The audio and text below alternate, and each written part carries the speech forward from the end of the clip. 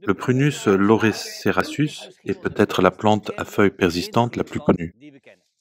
Le nom français est laurier et c'est en fait un peu trompeur, car ce n'est pas le vrai laurier. On ne met pas ses feuilles dans la soupe. Il est très facile à tailler, à feuilles persistantes, comme j'ai déjà dit. Il est rustique et même s'il a tant poussé qu'il est devenu trop grand pour votre jardin, il suffit de le couper très court. De cette façon, vous obtiendrez presque automatiquement une nouvelle plante. Eh bien, à part ça, il se débrouille bien dans presque tous les sols, un peu drainants, un peu nutritifs, il se sent bien à l'aise. Eh bien, il existe plusieurs types de Prunus lauricerasus. Oui, et quel choisir? Le Prunus lauricerasus caucasica a une feuille plutôt étroite et pointue. Elle est d'un beau vert foncé et les jeunes pousses sont d'un vert un peu plus clair. Le laurier caucasica est aussi une plante qui convient très bien à créer une haie étroite. Donc si vous voulez planter une haie dans un jardin plutôt petit, prenez la caucasica. Bien sûr, il faut le tailler 2 ou 3 fois par an, mais vous serez récompensé. Le Prunus rodendifolia a des feuilles un peu plus arrondies et plus larges.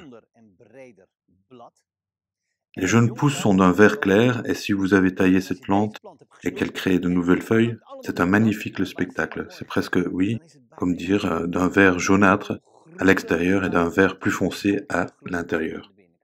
Alors, le rhodontifolia, vous pouvez déjà voir que les rameaux, contrairement au laurier caucasica, ont tendance à pousser dans le sens de la largeur et que cette plante convient donc mieux à créer une haie plutôt large. C'est à vous de maintenir sa forme étroite et peut-être de la tailler 3 à 4 fois par an. Mais plus vous le taillez, plus elle deviendra compacte. Et puis il y a le Prunus novita.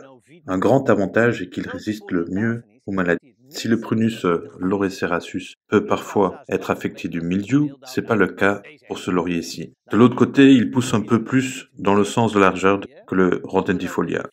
Celui-ci a donc besoin de plus de taille par an.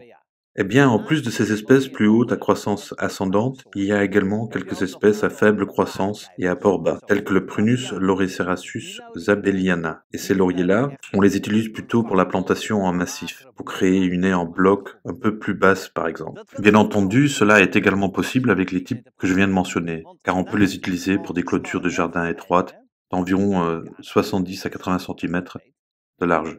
Mais on peut aussi les utiliser pour la plantation en groupe.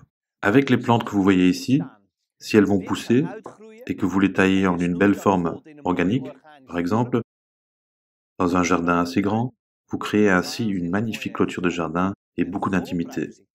En ce qui concerne les types de sols, le laurier est peu exigeant. Il se plaît dans presque tous les sols. Tant que celui-ci est quelque peu perméable et nutritif, il créera de belles haies.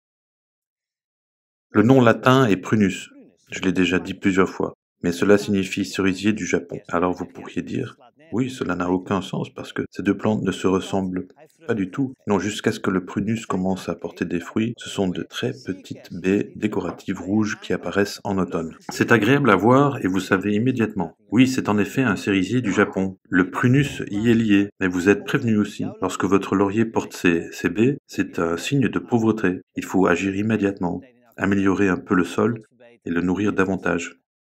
Dans ce cas, tout ira bien.